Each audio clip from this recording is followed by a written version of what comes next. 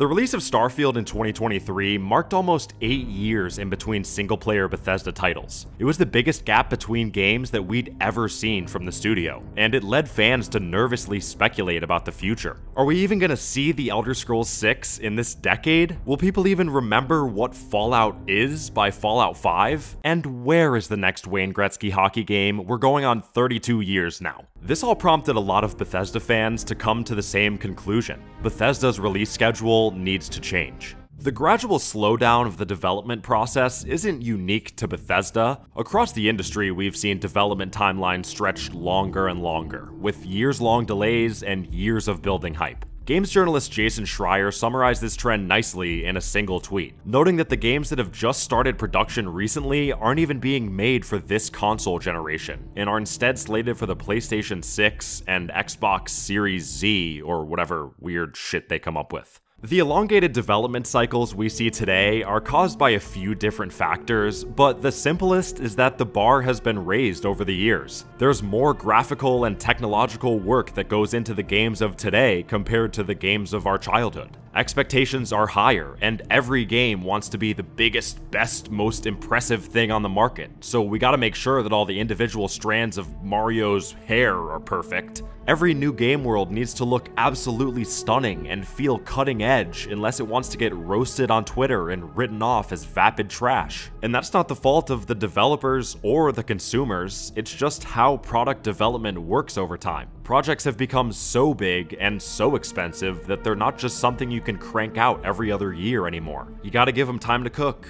And we should make it a point to be sympathetic to the hundreds of thousands of talented developers across the games industry. With widespread reports of crunch and shitty workplace conditions over the last several years, it's clear that in most cases, developers are doing their best to deliver us the games we so badly want to play. It's also probably pretty tough to pour yourself into your work when the threat of layoffs is hanging over your head all the time, too. This discussion is more of a look at the strategy and use of IPs we see from these companies. It's not criticizing developers for being lazy or something. I just wanted to make that clear. But regardless of the reasoning behind the long development cycles, I think we can all agree that letting 17 years go by in between mainline entries of a series with over 75 million copies sold doesn't really make much sense. Bethesda's never had the fastest dev cycle, even during the golden era of the 2000s and early 2010s. We saw gaps of various lengths over this time period, but on the whole, there really wasn't too many dry spells between Morrowind and Fallout 4. It was a pretty standard release schedule relative to the rest of the industry.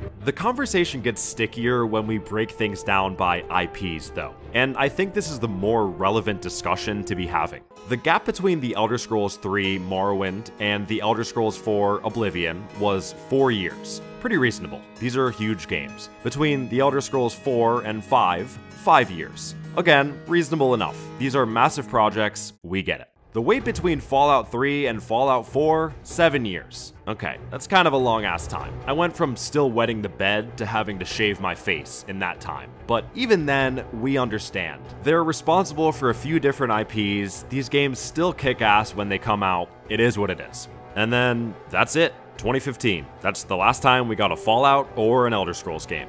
So what about the future? Well, thanks to the legal proceedings of the Microsoft and Activision merger, we know that The Elder Scrolls 6 is slated for 2028 at the earliest. That would be a 17-year gap between entries. And like we said, that's at the earliest, the best case scenario. Fallout 5 would come after that, so if we're saying best case scenario is another 5 years, that would be, 18 years in between mainline Fallout games. And for any Starfield fans out there, Starfield 2 would be another 5 years after that, and we're looking at least 15 years between Starfield games as well, if they even decide to make that.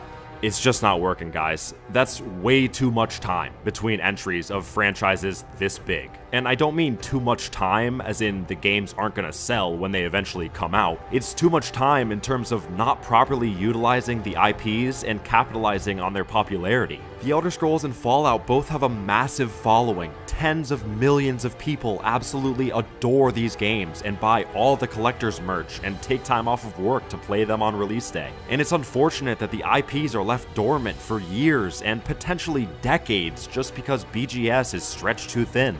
Now, there are some counter-arguments here. For one, the IPs aren't technically dormant because of the Elder Scrolls Online and Fallout 76, two live service games that are still receiving new content to this day. They're better than nothing, for sure, but I don't consider either of these to be adequate solutions to this problem because they're both fundamentally different types of games. The Elder Scrolls Online is an MMO with a completely different gameplay feel compared to the rest of the series, and Fallout 76 has gotten a little better, but is still, at its heart, the same soulless game it was in 2018. Fallout 76 is an interesting wrinkle in this discussion anyway because of the development time it likely stole from Starfield and subsequent titles. We still don't have the full story on exactly which devs from which studios were moved around to make Fallout 76 happen, but we assume that had it never been a thing, the entire schedule likely would have been pushed forward. So thanks, Fallout 76. Not only did you suck sweaty ass cheeks yourself, but your mere existence has pushed the Elder Scrolls 6 further away from us. 16 times the waiting for new games. ESO and Fallout 76 aren't proper fillers for their respective IPs. Fallout 76 could have been, but it was a scam, and ESO is just a completely different genre. They could have been good supplemental games to add to the single-player entries, but the mainline single-player titles are what we really want. That's what a Bethesda game is in the eyes of most fans. So the time between new entries in these franchises is too long, and Bethesda can't really develop them that much faster no matter what they do. What's the solution here? First of all, I think they need more developers. There are only about 450 people at Bethesda. That's really not that many. Compared to some of these other studios, Bethesda is a relatively small team. Apparently, Todd Howard prefers a more tight-knit development staff and doesn't want thousands of people working there, but I don't know. I can't really see a world where adding talented developers to their team would be a bad thing. So yeah, Microsoft should do that, but something is telling me that they probably won't. I don't know why, I just have this feeling. This might be a controversial take, but I think Bethesda should strongly consider picking 2 of their 3 IPs to keep and giving the other to one of Microsoft's other studios. As we saw in the early 2010s, the gap between titles was getting long enough when Bethesda had 2 IPs to juggle. Now they have 3, and the emergence of the Starfield IP is just gonna make the wait for Fallout and Elder Scrolls games even longer. Trying to manage 3 distinct IPs and leveraging them into these huge open world 500-hour games every time, it's just not sustainable. Not if they want to ensure that these franchises stay relevant over time.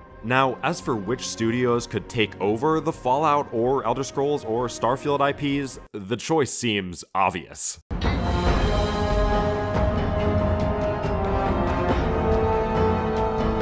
But even outside of Obsidian and Fallout, Xbox has some talented studios under its umbrella now. There's a few different studios that I'd trust to take a crack at these franchises, and I think it would ultimately allow Bethesda the time and flexibility to do more with the IPs they maintain control of. But let's say Bethesda refuses. Not that they have the final say, but let's say they refuse. They say, hell no, Phil, these are our properties, you don't know shit about gaming, he doesn't even go here. If only there was a tried and true method of maintaining franchise relevancy and even picking up new fans in the process, of capitalizing on your history to reach an entirely new audience without having to design a new game from scratch. Oh, gaming gods, where art thou?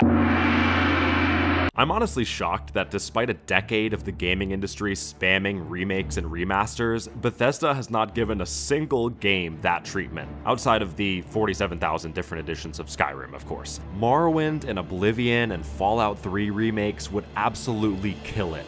Millions of people would be lined up to play those day one. In late 2023, leaked Microsoft documents revealed a tentative release schedule laying out several years of Bethesda content. A few remasters were a part of those plans, including for Oblivion and Fallout 3. This document was from 2020, with the Oblivion remaster originally slated for 2022 and the Fallout 3 remaster for 2024. It obviously didn't pan out that way, and at this time we don't know the current standing of those projects, but the fact that Microsoft and Bethesda had it planned at all is a good sign, and it could still be coming for all we know. Just push back a little bit.